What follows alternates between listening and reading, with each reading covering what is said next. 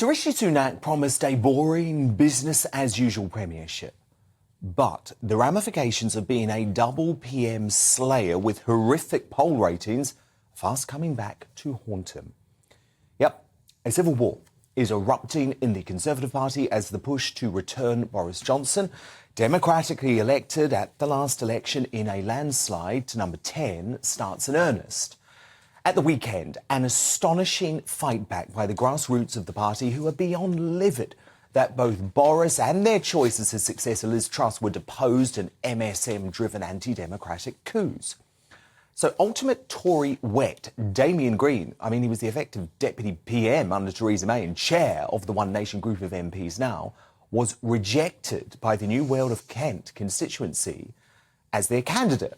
Now, Guido Fawkes revealed it was as a direct consequence of his decision to oust Boris as PM.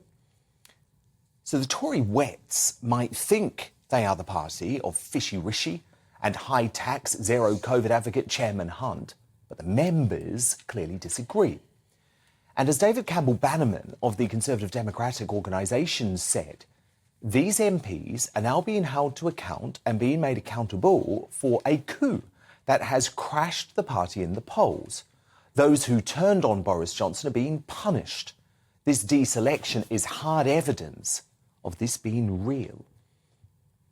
Now, while Tory wets will hate the echoes of Trump's takeover of the US Republicans, I couldn't be happier that the party is fighting back against the establishment takeover, which hopes to achieve a high-tax, big-state, globalist Conservative Party indistinguishable from Labour.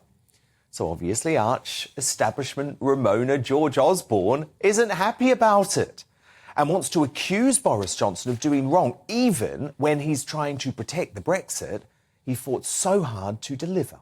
Boris Johnson is interested in becoming Prime Minister again. And as you saw with the Brexit referendum, or you saw with the Chequers Agreement, if you can remember that, with Theresa May, if you wait for Boris Johnson to do the sort of grown-up, sensible thing, he's not going to do it if he thinks there's a political opportunity in causing trouble. And he wants to bring down Rishi Sunak, and he will use any instrument to do it. And if the Northern Ireland negotiations are that instrument, he will pick it up and hit Mr. Sunak over the head with it. But Rishi wants to bring down Boris Johnson too. As the Mail on Sunday revealed yesterday, his allies hope to use Harriet Harman's Partygate witch hunt in order to kill off his political career forevermore. But for Brexiteers, we know that any capitulation by Sunak to the EU over the Northern Ireland Protocol is a massive betrayal. That's why Penny Mordaunt wouldn't take the MSM bait to slam Boris like Osborne did on Sky News yesterday.